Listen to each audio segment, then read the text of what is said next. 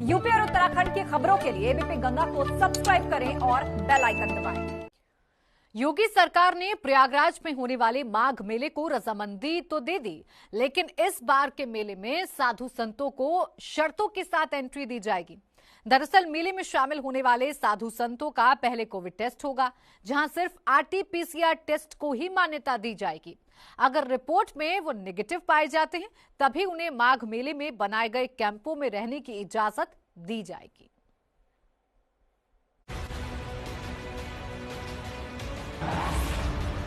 माघ मेले के लिए साधु संतों की परीक्षा। मेले में कोरोना टेस्ट के बिना एंट्री पर रोक। कल्पवास के लिए लगेगी कोरोना की नेगेटिव रिपोर्ट। साधु संतों की सुरक्षा के लिए सरकार का फैसला।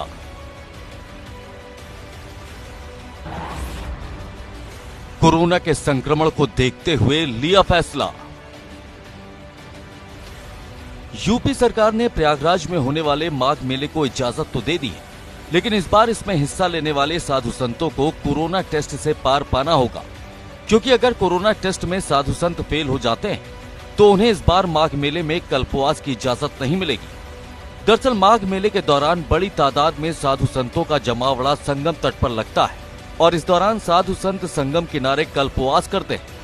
लेकिन इस बार हालात बदले हुए हैं, क्योंकि कोरोना संक्रमण फिर तेजी से पैर पसार रहा और इसे देखते हुए सरकार ने फैसला किया है कि जो भी साधु संत कल्पवास के लिए प्रयागराज पहुंचेंगे, उन्हें अपने साथ कोरोना की नेगेटिव रिपोर्ट लानी होगी और इसी के आधार पर उन्हें कल्पवास के कैंप में रहने की इजाजत मिलेगी।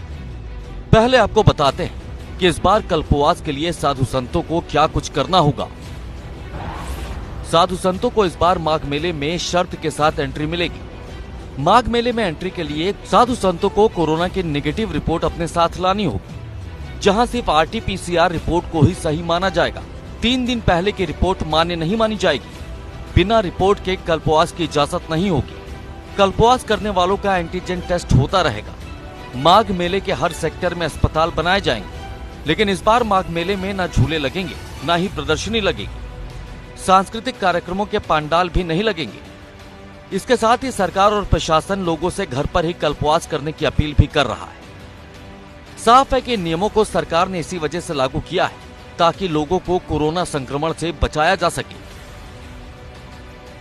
को लेकर के कोविड एक चैलेंज है कि किस तरह से कोविड का संक्रमण न हो और मेला भी सकुशल हो। जो हमारी परंपरा है, जो हमारी धार्मिक आस्था है, वो कहीं से न उसमें क्षति हो, तो इस बात को ध्यान रखना है। लेकिन कोविड का जो संक्रमण है, उसको लेकर के एक बात मैं आपके माध्यम से कहना चाहता हूं कि जो लोग कल्पवास के लिए आते हैं, जो 1 महीने का कल्पवास करते हैं, वो लोग अपना कोविड टेस्ट 3 से 5 दिन के अंदर का करा के लेके आए और वो टेस्ट आरटी-पीसीआर हो, जिससे उनको कोई संक्रमण न हो और वो मेले में कोई संक्रमण न फैले। वहीं माघ मेले में शामिल होने के लिए यहां पहुंचने वाले साधु संत इस फैसले का स्वागत कर रहे हैं। हालांकि उनका ये भी कहना है कि सरकार को साधु संतों की कोरोना जांच का इंतजाम भी करना चाहिए। साधु संतों का कहना है कि उनके पास कोरोना जांच कराने के पुख्ता इंतजाम नहीं है। ऐसे में अगर उनकी जांच सरकार कराती है तो उससे उन्हें बहुत सहूलियत होगी। ये तो महामारी फैला ही हुआ है, मेले में भी बहुत ही सतर्कता रखना है। सरकार की जो व्यवस्था है बहुत अच्छा है कि जो भी प्रशासन, जो भी हमारे भक्तगण, जो भी संत आवे, सब कोविड को टेस्ट करा करके आवेंगे, तो इससे और लोगों तक फैलने का डर नहीं रहेगा। मेला सलाहकार समिति में मुख्य रूप से जो आज कोविड-19 को देखते हुए लिया गया है, उसमें ये लिया गया है कि जो गंभीर रोग से कल्पवासी हो, तीर्थयात्री हो, श्रद्धालु हो, जो पीड़ित हो, वो इस समय अपने आप को सुरक्षित रखने के लिए बचाए और जो पूर्ण रूप से स्वस्थ हो वो मेले में आगमन करे, क्योंकि मेला में अगर किसी को पॉजिटिव स्थिति बन गई तो उसका संकल्प अपने आप अधूरा रह जाएगा।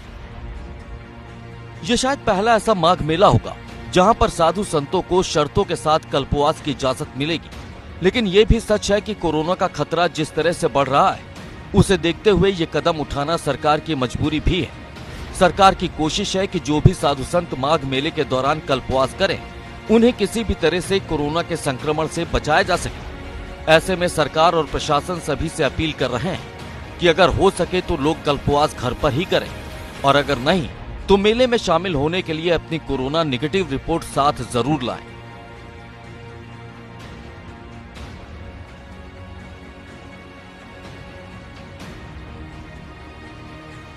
दरअसल हफ्ते 10 दिन की ट्रेनिंग में किसी को भी फर्राटेदार अंग्रेजी बोलना नहीं सिखाया जा सकता, लेकिन सरकार की मंशा है कि मेले में आने वाले पुलिसकर्मी इतनी अंग्रेजी जरूर सीख लें कि वो जरूरत पड़ने पर सामने वाले की बात को समझ सकें, उसकी मदद कर सकें, जानकारी मुहैया करा सकें और उन्हें रास्ता बता सकें। दरअसल माघ मेले की पुलिसिंग बेहद अलग होती है। यहाँ ड्यूटी करने वाले पुलिसकर्मियों को क्राइम कंट्रोल और कानून व्यवस्था पर पैनी नजर रखने के साथ ही सेवा कार्य भी करने पड़ते हैं। उन्हें मेले में एक गाइड की भूमिका निभानी पड़ती है, उन्हें कम्युनिटी और सोशल पुलिसिंग करनी पड़ती है। यही वजह है कि मेले में खराब ट्रैक रिकॉर्ड वाले दागी पुलिसकर्मियों के बजाय सदाचारी पुलिसकर्मियों की तलाश की जा रही है।